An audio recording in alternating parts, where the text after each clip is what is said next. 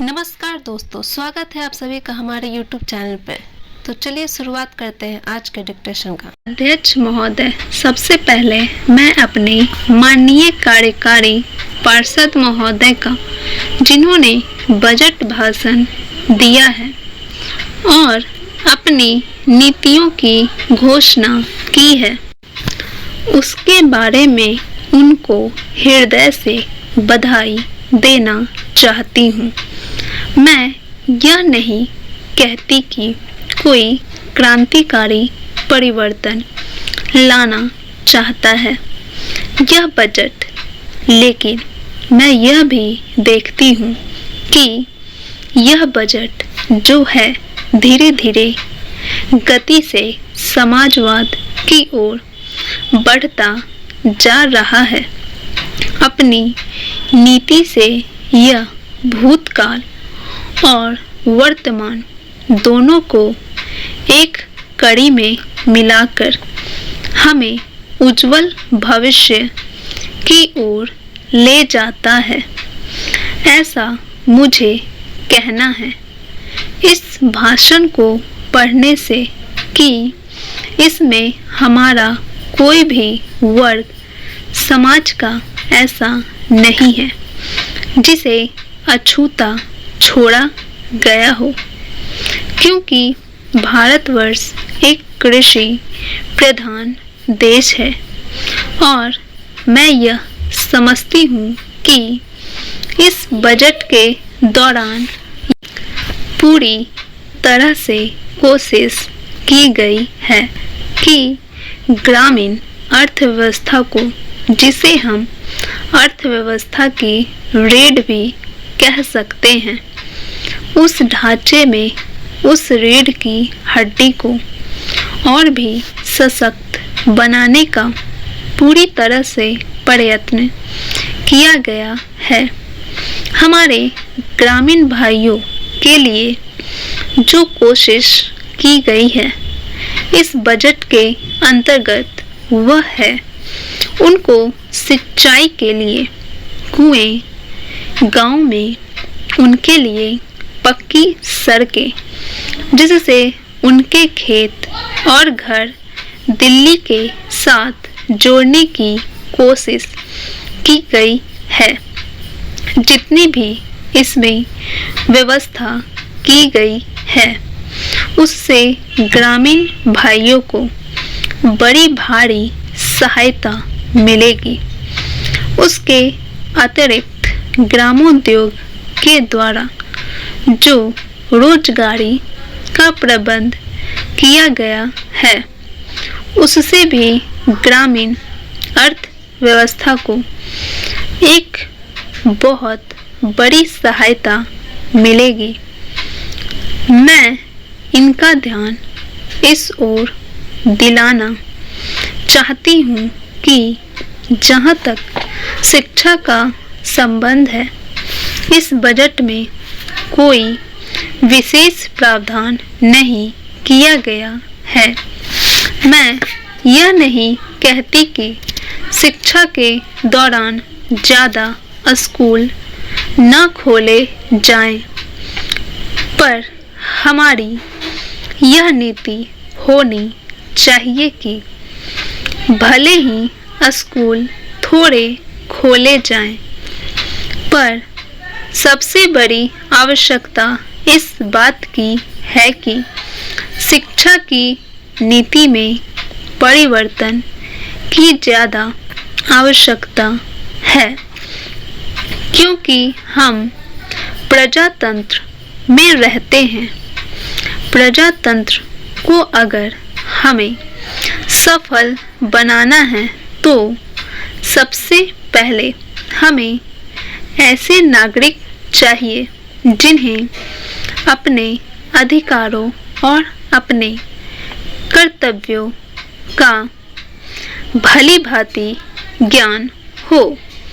शिक्षा की वर्तमान नीति से हम अपने अधिकारों के प्रति ज़्यादा सजग होंगे और कर्तव्यों के प्रति बिल्कुल सजग नहीं होंगे।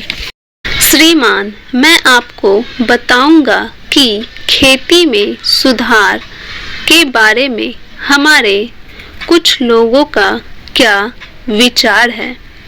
हमने विभिन्न दृष्टिकोणों से अलग अलग विचार किया है। विशेष रूप से सबसे ऊंची सीमा बांधने तथा सहकार के प्रश्न पर, किंतु हम अनुभव करने लग गए हैं कि दोनों का आपस में गहरा संबंध है।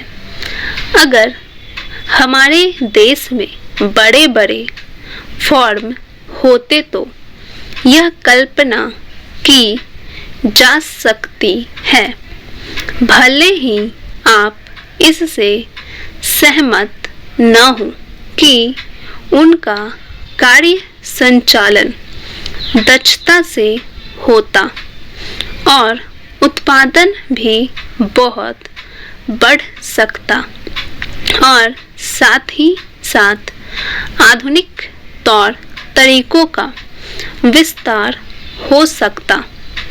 भारत की मूल समस्या यह है कि यहाँ जोत की भूमि छोटी है और टुकड़ों में बटी है।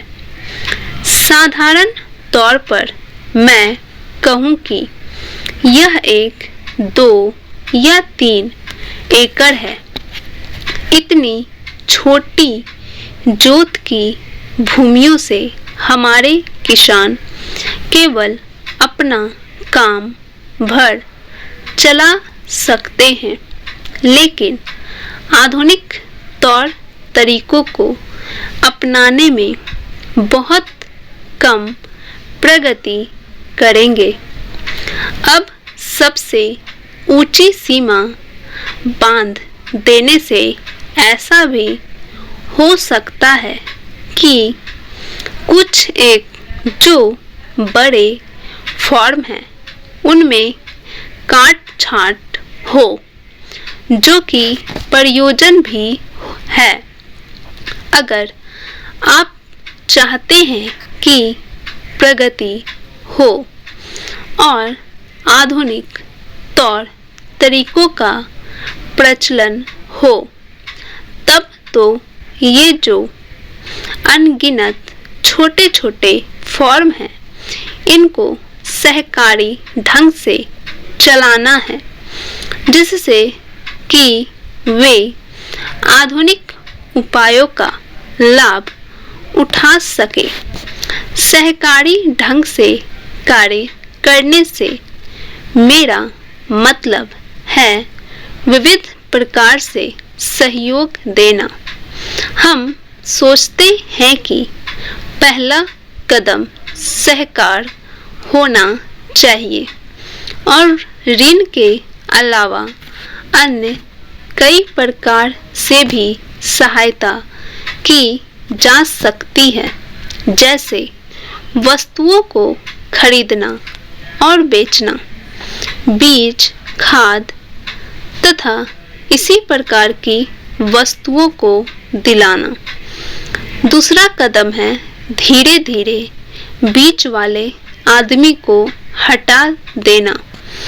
फिर दूसरी स्थिति आती है जिसको मिलजुल कर खेती करना कहते हैं, यद्यपि उसमें भूमि पर अधिकार करना रहता है। इस प्रकार का हमारा दृष्टिकोण है, जिससे अधिक से अधिक सीमा की समस्या को सहकारों से अधिक जोड़ा जा सके। नहीं तो उत्पादन गिर जाने का भय है। यह एक जटिल समस्या है जिस पर मनन हो रहा है। सहकार से मेरा मतलब एक गांव से के सहकार से है और ज़्यादा से ज़्यादा 2-3 गांव का सहकार भी हो सकता है यदि वे निकट से संबंधित हैं, लेकिन हमारी सरकार इनकी भरपूर सहायता करेगी।